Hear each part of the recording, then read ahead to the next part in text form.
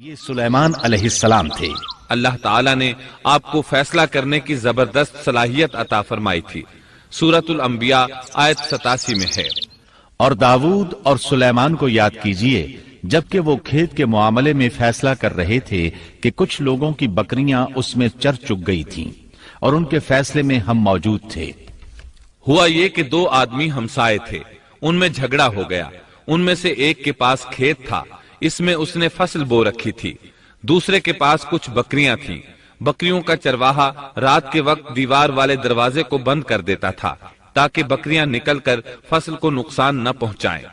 ایک دن وہ دروازہ بند کرنا بھول گیا، بکریاں کھیت میں آ کر چرنے لگیں، فصل خراب ہو گئی۔ دونوں داؤد علیہ السلام کے پاس آئے، اپنا مقدمہ پیش کیا۔ داؤد علیہ السلام قاضی بھی تھے۔ اس وقت سلیمان علیہ السلام کہیں گئے ہوئے تھے۔ داؤد علیہ السلام مقدمہ سن کر کہنے لگے، یہ بکریوں والے کی سستی کا نتیجہ ہے، اس کا حل یہی ہے کہ وہ تیری بکریاں اپنی تحویل میں لے لے۔ دونوں فریق باہر نکلے تو سلیمان علیہ السلام سے ملاقات ہوئی۔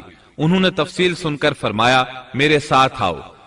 وہ انہیں داؤد علیہ السلام کے پاس لے آئے اور بولے، اس مقدمے کا اس سے بہتر فیصلہ یہ ہے کہ یہ بکریاں زمین والے کو دے دیں اور زمین بکریوں والے کو۔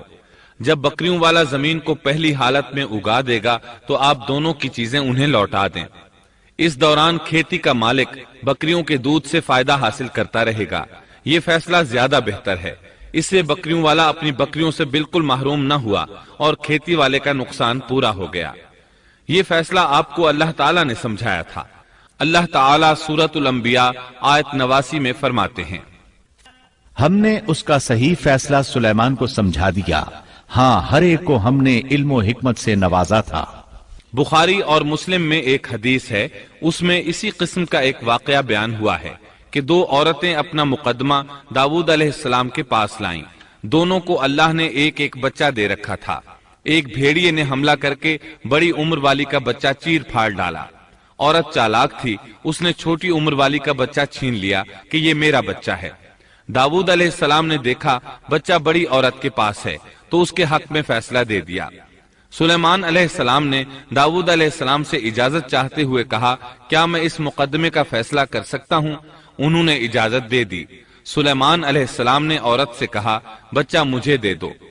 بچہ ہاتھ میں لے کر انہوں نے تلوار نکالی اور دونوں عورتوں سے فرمایا، میں اس کے 2 ٹکڑے کر کے تم دونوں میں برابر برابر تقسیم کرنے لگا ہوں۔ یہ سن کر بڑی عورت بولی کہ ٹھیک ہے، جبکہ چھوٹی عورت مامتا کی وجہ سے چلا اٹھی کہ آپ اسے زندہ رہنے دیں اور اسے دے دیں۔ یہ سنتے ہی سلیمان علیہ السلام بول اٹھے، تو ہی اس کی ماں ہے، جس سے اپنے بچے کے ٹکڑے دیکھنا برداشت نہ ہو سکا، پھر بچہ اسے دے دیا۔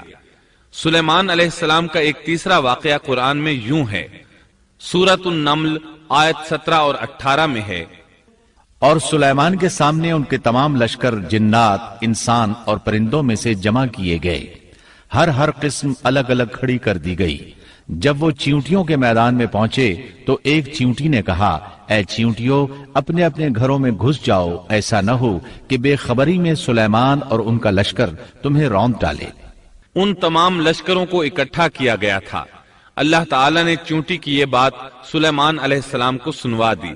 سورہ نمل آیت 19 میں ہے، اس کی اس بات پر سلیمان مسکرا کر ہنس پڑے اور دعا کرنے لگے کہ اے پروردگار، تو مجھے توفیق دے کہ میں تیری ان نعمتوں کا شکر بجا لاؤں جو تو نے مجھ پر انعام کی ہیں، اور میں ایسے نیک اعمال کرتا رہوں جن سے تو خوش رہے، اور مجھے اپنی رحمت سے نیک بندوں میں شامل فرما۔